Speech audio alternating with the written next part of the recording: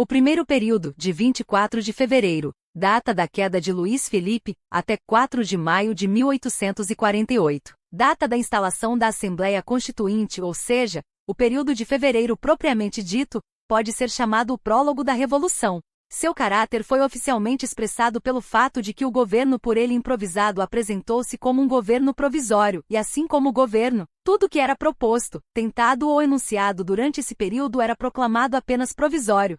Nada e ninguém se atrevia a reclamar para si o direito de existência ou de ação real. Todos os elementos que haviam preparado ou feito a revolução, a oposição dinástica, a burguesia republicana, a pequena burguesia democrático-republicana e os trabalhadores social-democratas, encontram provisoriamente seu lugar no governo de fevereiro. Não podia ser de outra maneira.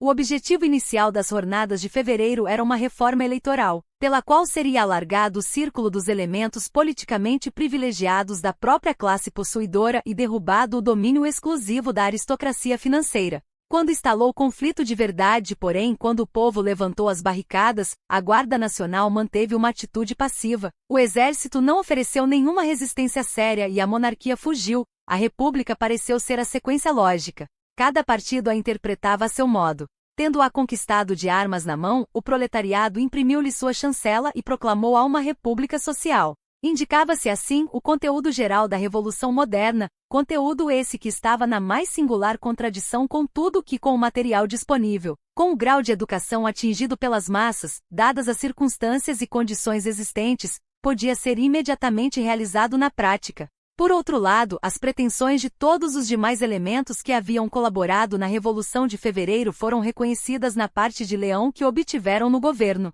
Em nenhum período, portanto, encontramos uma mistura mais confusa de frases altissonantes e efetiva incerteza e imperícia, aspirações mais entusiastas de inovação e um domínio mais arraigado da velha rotina, maior harmonia aparente em toda a sociedade e mais profunda discordância entre seus elementos. Enquanto o proletariado de Paris deleitava-se ainda ante a visão das amplas perspectivas que se abriam diante de si e se entregava a discussões sérias sobre os problemas sociais, as velhas forças da sociedade se haviam agrupado, reunido, concertado e encontrado o apoio inesperado da massa da nação, os camponeses e a pequena burguesia, que se precipitaram de golpe sobre a cena política depois que as barreiras da monarquia de julho caíram por terra. O segundo período, de 4 de maio de 1848 até fins de maio de 1849, é o período da Constituição, da fundação da República Burguesa. Imediatamente após as jornadas de fevereiro não só viu-se a oposição dinástica surpreendida pelos republicanos, e estes pelos socialistas, como toda a França foi surpreendida por Paris.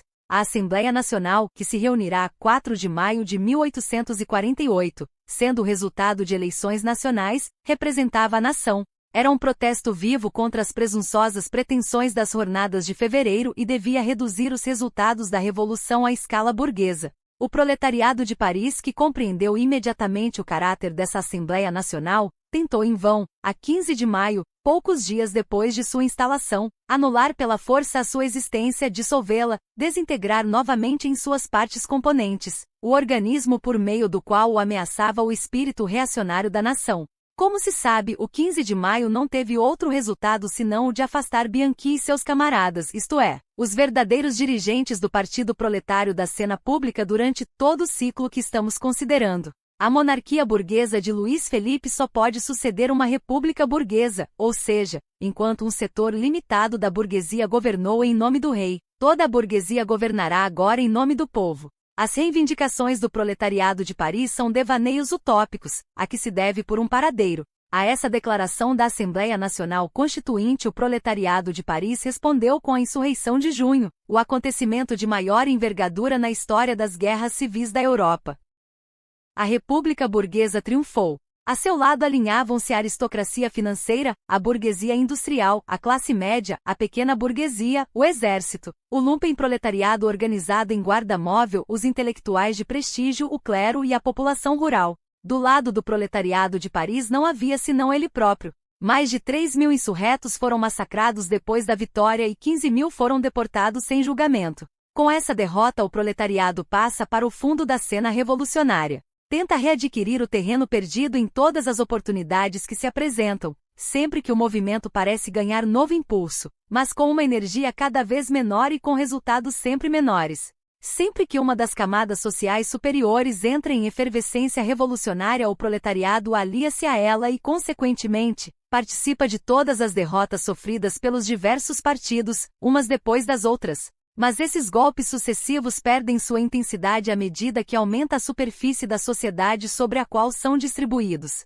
Os dirigentes mais importantes do proletariado na Assembleia e na imprensa caem sucessivamente, vítima dos tribunais, e figuras cada vez mais equívocas assumem a sua direção. Lança-se em parte a experiências doutrinárias, bancos de intercâmbio e associações operárias, ou seja, há um movimento no qual renuncia a revolucionar o velho mundo com a ajuda dos grandes recursos que lhe são próprios e tenta, pelo contrário, alcançar sua redenção independentemente da sociedade, de maneira privada, dentro de suas condições limitadas de existência, e, portanto, tem por força que fracassar. Parece incapaz de descobrir novamente em si a grandeza revolucionária ou de retirar novas energias no vínculos que criou, até que todas as classes contra as quais lutou em junho estão, elas próprias, prostradas ao seu lado. Mas pelo menos sucumbe com as honras de uma grande luta histórico-universal. Não só a França, mas toda a Europa treme diante do terremoto de junho, ao passo que as sucessivas derrotas das classes mais altas custam tão pouco que só o exagero descarado do partido vitorioso pode fazê-las passar por acontecimentos, e são tanto mais ignominiosas quanto mais longe do proletariado está o partido derrotado.